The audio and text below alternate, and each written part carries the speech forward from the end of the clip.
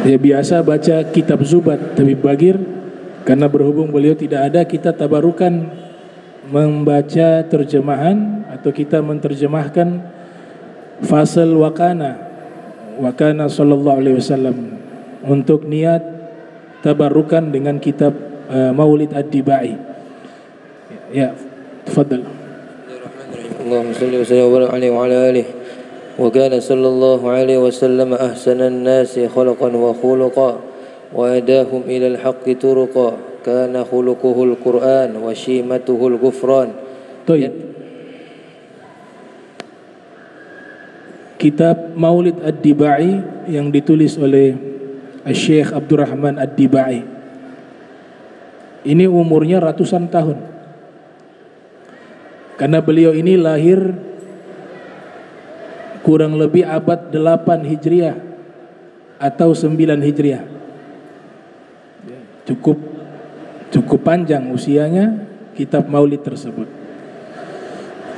Dan beliau sebenarnya menulis kitab Maulid ini itu khusus santri-santrinya saja.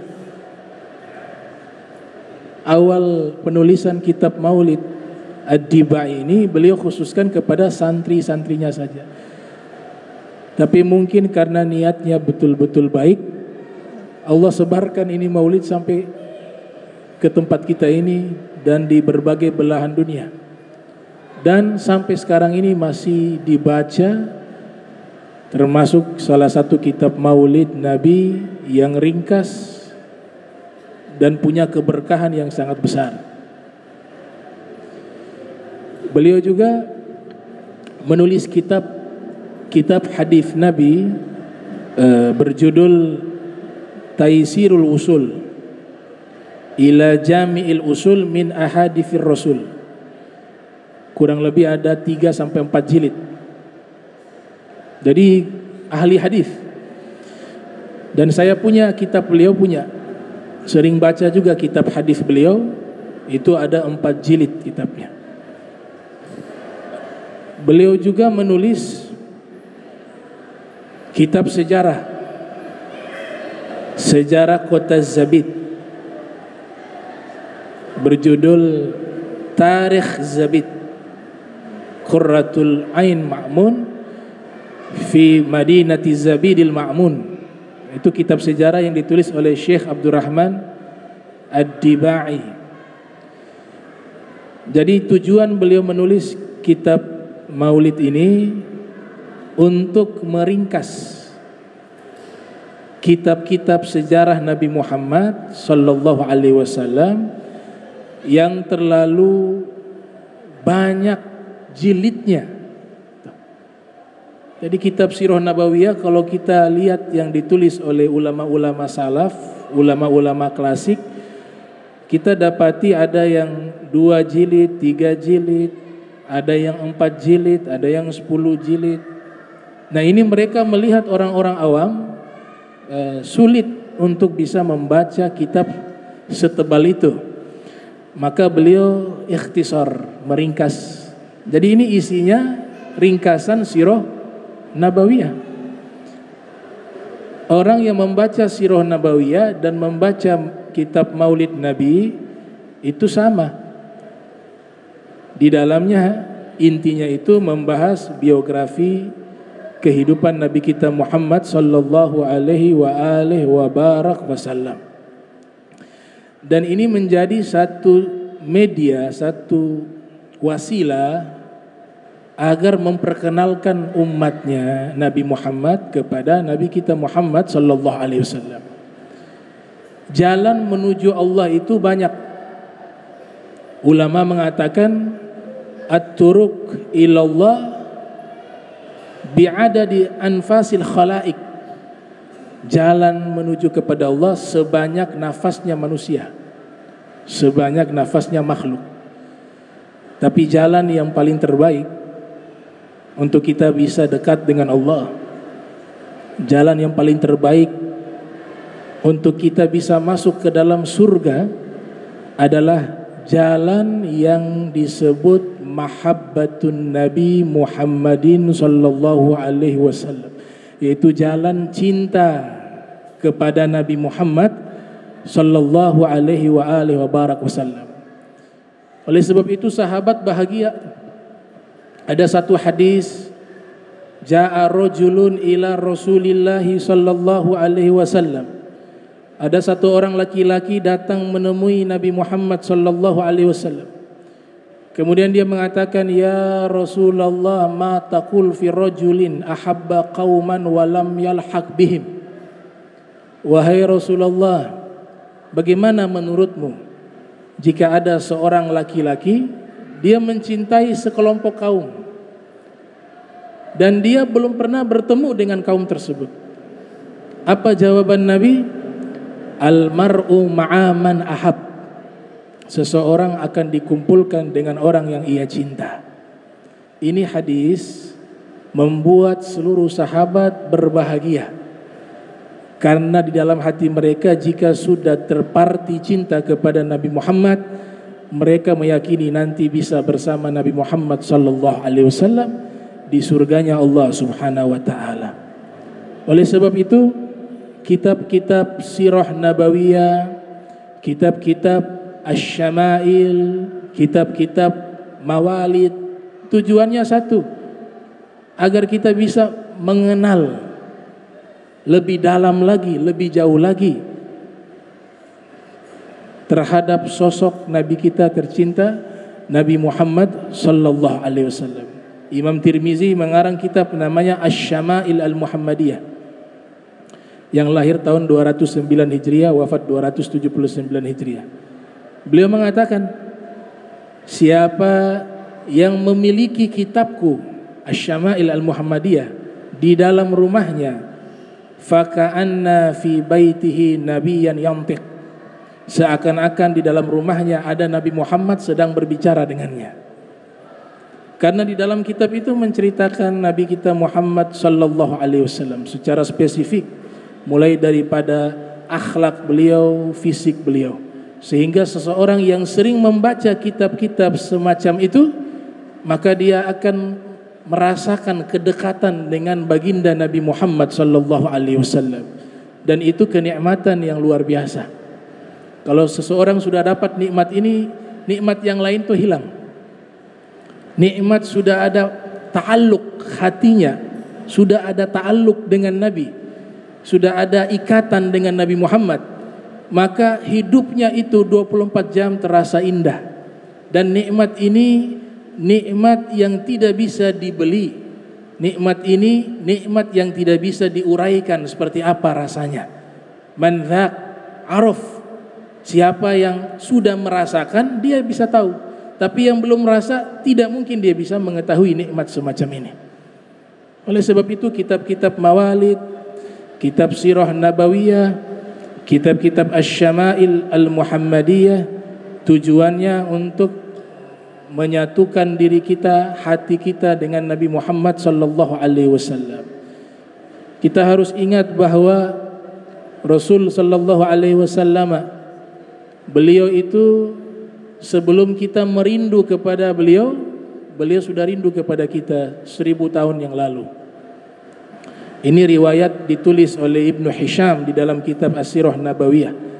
Nabi pernah menangis karena sebab rindu kepada umatnya yang akan muncul di masa depan. Dikatakan oleh para sahabat ketika melihat Rasulullah sallallahu alaihi wasallam menangis, mereka mengatakan, ma yubkika ya Rasulullah, apa yang membuat engkau menangis wahai Rasulullah? Kata Nabi, ishtaqtu li ikhwani, saya menangis karena saya rindu kepada saudara-saudaraku. Kemudian sahabat mengatakan, alasna ikhwanaka ya Rasulullah, bukankah kami ini saudara-saudaramu wahai Rasulullah? Apa kata Nabi? La bal antum ashabi, tidak, kalian bukan saudara-saudaraku, kalian adalah sahabat-sahabatku. Ikhwani, saudara-saudaraku adalah qaumun ya'tuna min ba'di yu'minuna bi wa lam yarawni. Saudara-saudaraku adalah sekelompok kaum yang datang setelahku, mereka tidak pernah melihatku, namun mereka beriman kepadaku. Coba lihat, Nabi sudah rindu kita. 1000 tahun yang lalu telah merindu kepada kita. Maka selayaknya kita harus menyambut rindu tersebut dengan banyak membaca kitab-kitab, buku-buku yang mengenalkan kita lebih dekat kepada junjungan mulia Nabi Muhammad sallallahu alaihi wasallam. Jadi ini kitab, lihat niat beliau untuk santri, tapi manfaatnya untuk umat sedunia, umat Islam sedunia. Kenapa demikian? Karena niatnya baik, niatnya ikhlas, niatnya sidq. Imam Ghazali mengatakan, ma ta'ishu kitabatun yaktubuha liya'isha minha. Suatu kitab yang ditulis niatnya untuk mencari penghasilan dari kitab tersebut, maka tidak akan bertahan lama. Tapi kalau niatnya ikhlas karena Allah, maka Allah akan abadikan dan kekalkan karya tersebut. Kullu syai'in halikun illa wajhahu. Ditafsirkan oleh para mufassirun, makna segala sesuatu binasa kecuali Allah, maknanya adalah semua amalan yang niatnya bukan karena Allah akan hancur. Tapi yang kekal orang yang melakukan amal karena Allah, Allah akan kekalkan amal tersebut.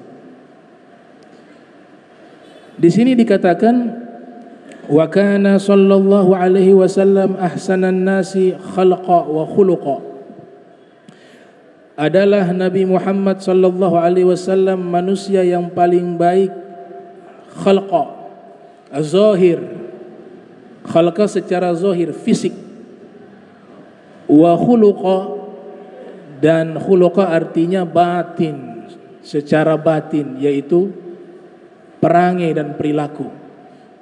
Nabi kita Muhammad sallallahu alaihi wasallam, Allah ciptakan beliau limited edition. Tidak ada lagi ada manusia yang persis kayak Nabi Muhammad, tidak ada. Baik fisik maupun akhlak. Mulai dari Adam sampai manusia terakhir. Jadi satu-satunya manusia yang Allah Ta'ala ciptakan dari ujung rambut sampai ujung kuku semuanya paling terbaik. Itulah penciptaan Nabi Muhammad sallallahu alaihi wasallam. Imam Busiri mengatakan, fahuwallazi tamma ma'nahu wa suratuhu summa astafahu habiban bari'un nasami munazzahun an syarikin fi mahasinihi fajauharul husni fihi ghairu munqasimi. Fisik beliau indah, akhlak beliau indah, esensi keindahan, intisari keindahan, semuanya terhimpun di dalam penciptaan Nabi Muhammad sallallahu alaihi wasallam. Sampai seorang sahabat bernama Hasan bin Thabit mengatakan, wa ahsanu minka lam taraqatu aini wa ajmalu minka lam talidun nisa'u khuliqta mubarra'an min kulli aibin ka'annama qad khuliqta kama tasha'u. Tidak ada lagi mata yang memandang sosok yang lebih indah dari Nabi Muhammad. Tidak ada lagi wanita-wanita melahirkan anak yang lebih indah seperti Nabi Muhammad. Beliau diciptakan terbebas dari segala kekurangan, seakan-akan beliau diciptakan atas kehendak beliau sendiri. Itu kesempurnaan Nabi kita Muhammad sallallahu alaihi wasallam. Ada satu riwayat di mukaddimah kitab Ajalatus Sibak ila Makarimil Akhlaq yang ditulis oleh As-Sayyid Al-Habib Muhammad Al-Haddar. Di bagian mukaddimah itu ada riwayat menyatakan, siapa orang yang Allah berikan kepadanya gagah secara fisik, tampan secara fisik, dan juga Allah berikan baginya akhlak yang baik, maka orang semacam ini diharamkan dia terkena api neraka. Syekh Murtada Az-Zabidi yang menulis kitab Ithafus Sadatil Muttaqin, syarah daripada Ihya Ulumuddin, beliau ini juga salah satu guru daripada Syekh Muhammad Arsyad Al-Banjari. Syekh Muhammad Arsyad Al-Banjari belajar juga kepada As-Sayyid Muhammad Murtada Az-Zabidi. jadi ulama besar di Banjar. Kitab yang terkenal namanya Sabilal Muhtadin, kitab fikih. Beliau menyatakan makna hadis ini, Allah Ta'ala berikan kepada seseorang fisiknya sempurna, indah, gagah, dan ditambah akhlaknya itu baik. Dia katakan di situ yang dimaksud adalah Nabi Muhammad sallallahu alaihi wasallam. Sebagian ulama hadis mengatakan tidak, ada makna kedua. Makna kedua, jika ada seorang muslim, dia gagah secara fisik dan dia memiliki akhlak yang baik, maka memang Allah takdirkan dia akan menjadi orang soleh. Kalau dia menjadi orang soleh, pasti dia akan taat kepada Allah, dan orang yang taat kepada Allah maka tempatnya di dalam surganya Allah Subhanahu wa ta'ala.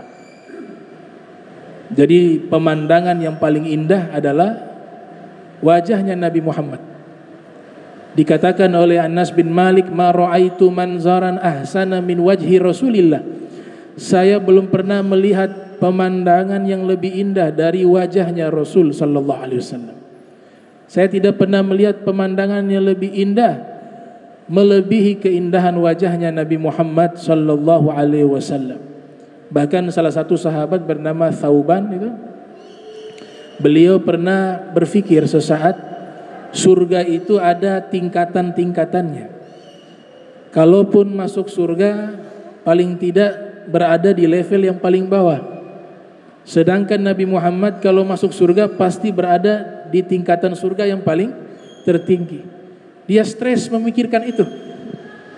Kalau saya masuk surga, levelnya di bawah, sedangkan Nabi Muhammad berada di surga tertinggi, surga Firdaus, maka saya tidak akan bertemu dengan Rasulullah Muhammad sallallahu alaihi wasallam. Maka apa artinya kenikmatan surga jika di dalamnya tidak berjumpa dan melihat wajahnya Nabi Muhammad sallallahu alaihi wasallam? Ia stres memikirkan hal itu. Singkat cerita, Nabi kita Muhammad sallallahu alaihi wasallam menjenguk dia yang sedang sakit. Di dalam satu riwayat Nabi yang jenguk. Kemudian Nabi bertanya keadaannya, kenapa engkau bisa sakit seperti ini? Maka dia ceritakan, ya Rasulullah, saya berpikir tentang surga. Kalaupun saya masuk surga, pasti level saya di bawah engkau. Adapun engkau ketika masuk surga pasti derajat yang paling tertinggi. Saya berpikir kalau saya masuk surga, kemudian di dalam surga tersebut tidak ada engkau, maka itu bukan nikmat tapi azab bagi diriku. Itu terjemahan kaum sufi itu. Surganya terasa azab. Kenapa? Karena tidak ada Nabi Muhammad SAW. Maka Nabi tidak langsung menjawab. Nabi menunggu wahyu. Turunlah wahyu menyatakan, wa may yuti'illaha wa rasulahu fa ulaika ma'al ladzina an'ama Allahu 'alaihim minan nabiyyin was-siddiqin wasyuhada'i was-sholihin. Itu asbabun nuzul. Turunlah ayat. Kemudian ayat ini telah diturunkan kepada Nabi Muhammad. Nabi langsung mempresentasikan ayat tersebut di hadapan Thauban. Nabi mengatakan, ya Thauban, Allah telah turunkan wahyu kepadaku menjawab kegelisahanmu selama ini. Apa itu? Siapa yang taat kepada Allah dan Rasulnya, maka mereka itulah orang-orang yang Allah berikan nikmat. Dikumpulkan mereka bersama orang-orang yang telah Allah berikan nikmat. Minan nabiyina, dari golongan para nabi, wasiddiqina, dari golongan para wali, wasyuhada, dari golongan para syuhada, wassolihin, dan orang-orang soleh. Sembuh penyakitnya, sembuh. Oleh sebab itu luar biasa ini ayat di surat An-Nisa. Dia menafsirkan surat Fatihah. Kita sering baca di surat Al-Fatihah di ayat ihdinas siratal mustaqim siratal ladzina an'amta alaihim. Ya Allah, kita punya harapan di dalam doa kita setiap kali sholat. Ini surat Fatihah namanya surat ad-du'a, surat doa. Karena di dalam isi surat Fatihah ada doa. Ihdinas siratal mustaqim. Ya Allah, berikanlah kami petunjuk ke jalan yang lurus. Siratal ladzina an'amta alaihim. Jalan orang-orang yang telah Engkau berikan nikmat. Siapa jalan orang-orang yang telah Engkau beri nikmat? Surat An-Nisa tadi. Minan nabiyina was-siddiqina wasyuhada'i wassalihin. Ini orang yang diberikan nikmat yang hakiki ini. Para nabi, para wali, para syuhada, para solihin. Kalau kita mau masuk ke dalam golongan orang yang telah Allah berikan nikmat kepada mereka, caranya satu, ikuti jalan mereka. Ikuti langkah mereka. Dengan apa? Dengan ittiba wal mahabbah, dengan mengikuti dan mencintai. InsyaAllah kita semua bisa berkumpul bersama mereka di surganya Allah subhanahu wa ta'ala. Jadi nikmat semacam ini mahal, sehingga Allah juga menyeleksi orang-orang tertentu diberikan nikmat semacam ini. Tidak semua dibagikan nikmat semacam ini. Ada orang bisa nikmati nonton bola, dia nikmati, bisa bangun tuh. Biasanya susah bangun jam 3, tapi ketika musim sepak bola Piala Dunia, dia bisa bangun tanpa jam beker, tanpa alarm. Tapi ketika dia mau bangun sholat subuh, alarmnya 5. Bangun sudah jam 6, jam 7. Bilang sama istrinya, istri, wahai istriku, alarm kau matikan tidak? Enggak, menyala 5-5, kau yang tidak dengar. Kenapa bisa begitu? Karena cinta, suka. Itu dikatakan dalam syair, al-amalu 'alal mahabbati la yadkhulul futur.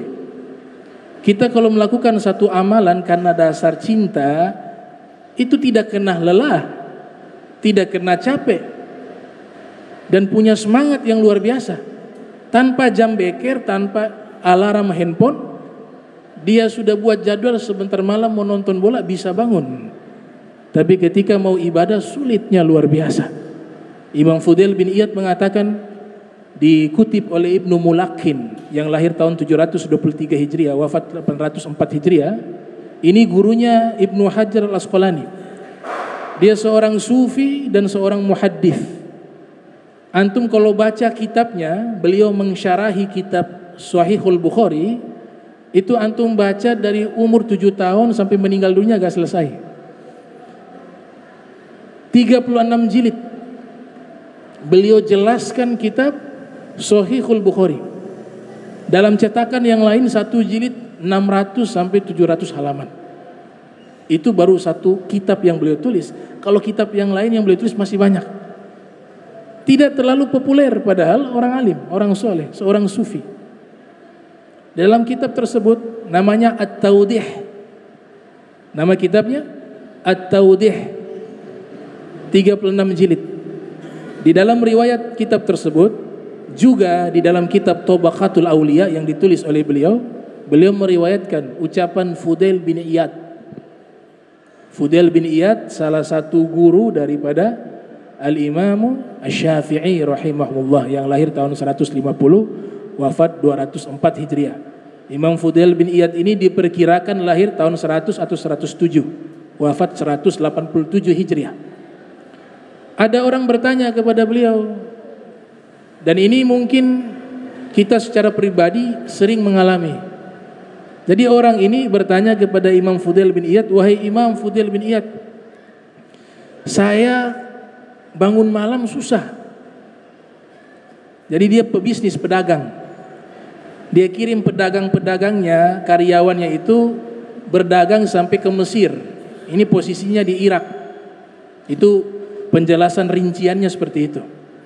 Dia katakan begini, saya ini susah bangun malam, punya niat sholat tahajud gagal terus.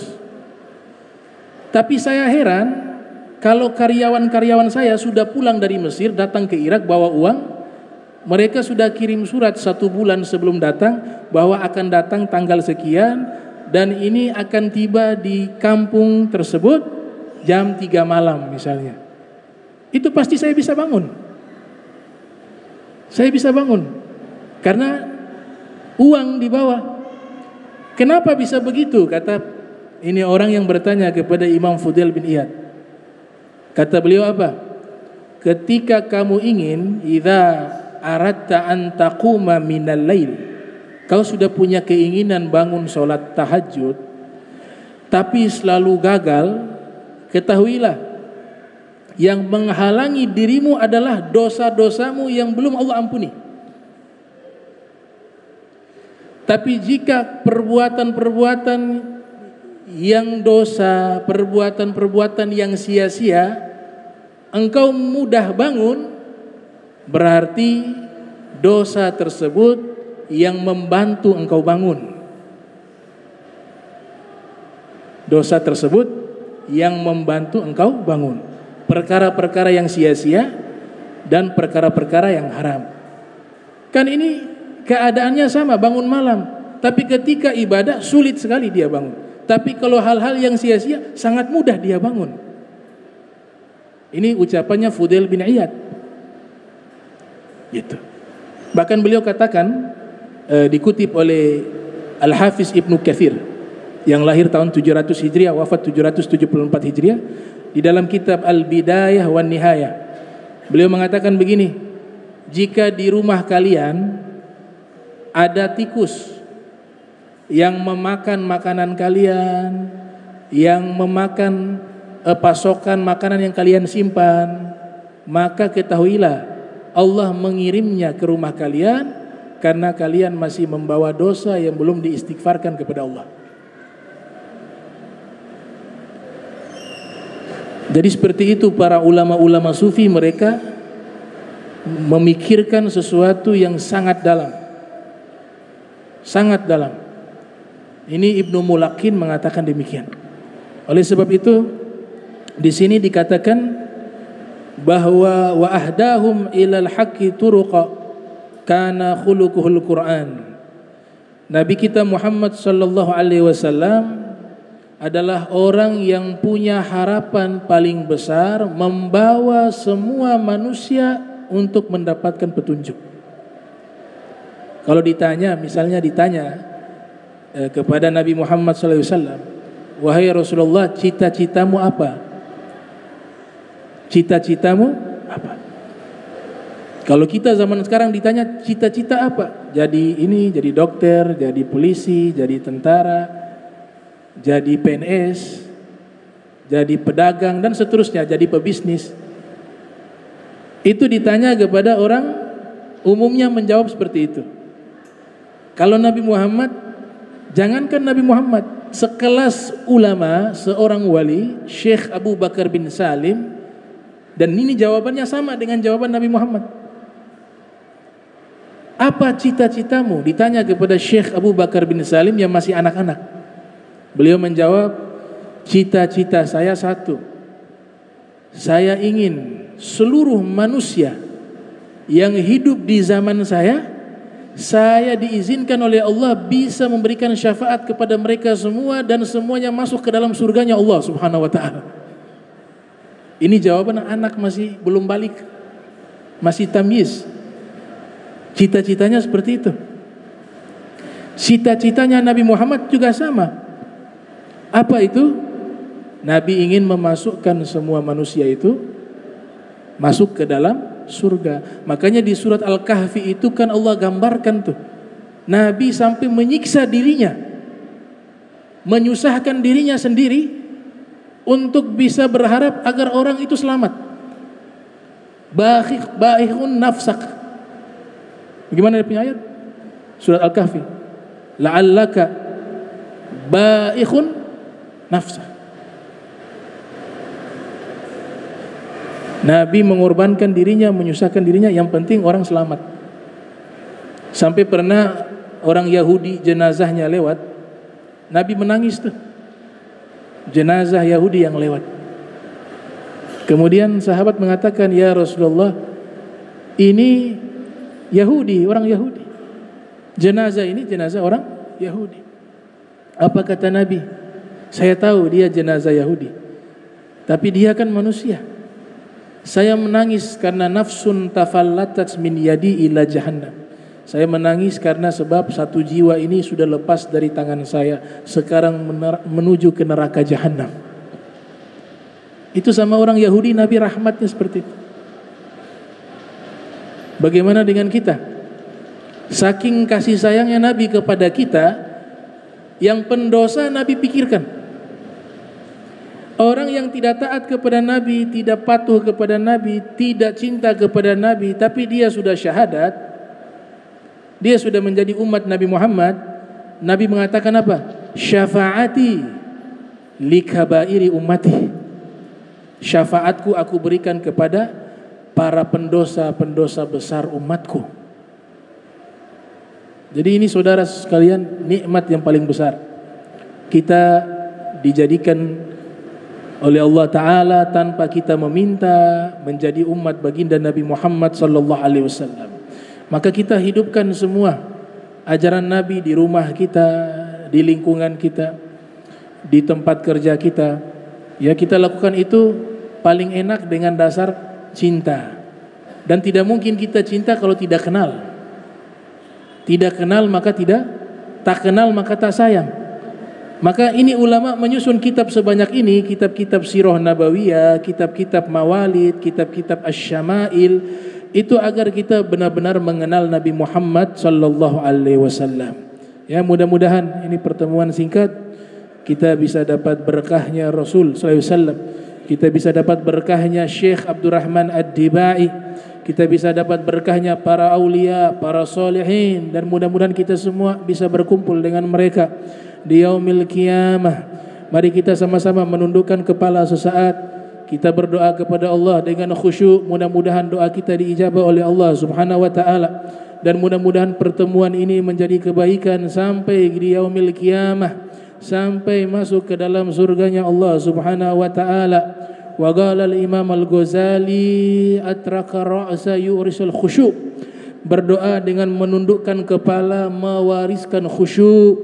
Kita hadirkan hati kita sesaat ini untuk Allah Ta'ala mengijabah doa kita dengan penuh rahmat, penuh ampunan, penuh maghfirah, penuh kebaikan dari Allah Subhanahu wa Ta'ala. Bismillahirrahmanirrahim. Alhamdulillahirabbil alamin.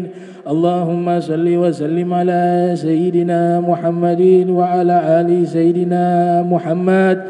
Ya Allah, ya Allah, ya Allah, ya Rabbi, ya Rabbi, ya Rabbi. Ya Allah, ampunkanlah dosa kami, ya Allah. Ya Allah, ampunkanlah dosa kami, ya Allah, yang disengaja maupun yang tidak disengaja, yang kecil maupun yang besar, ya Allah. Ya Allah, berikanlah rizki yang besar di dalam hati kami, sehingga kami bisa mencintai Nabi-Mu Muhammad sallallahu alaihi wasallam. Ya Allah, berikanlah kami istiqamah di dalam taat kepadamu, di dalam ibadah kepadamu, di dalam menjauhi seluruh larangan-laranganmu. Ya Allah, Engkaulah yang menggerakkan jiwa kami, Engkaulah yang menggerakkan hati kami, Engkau yang menggerakkan pikiran kami. Maka kami meminta kepadamu, ya Allah, gerakkanlah seluruh tubuh kami di dalam taat kepadamu. Ya Allah, berikanlah lidah ini ketika menyebut namamu, mengingat dirimu, kenikmatan, kekhusyuan. Ya Allah, bukalah tabir-tabir hitam dalam hati kami yang menghalangi diri kami bisa khusyuk menyebut namamu. Ya Allah, ya Allah, bukakanlah tabir-tabir hitam di hati kami, di jiwa kami, di ruh kami, hingga kami bisa merasakan getaran kerinduan ketika menyebut dan mengingat Nabi-Mu Muhammad sallallahu alaihi wasallam. Ya Allah, ya Rabb, orang tua kami, saudara kami, keluarga kami yang telah meninggal dunia, ya Allah, lapangkanlah kuburan mereka, berikanlah pengampunan kepada mereka, diberikanlah cahaya di dalam kuburan mereka, ya Allah. Dan kami yang hadir ini ya Allah, berikan kami tetap istiqamah di dalam taat dan ibadah kepadamu ya Allah.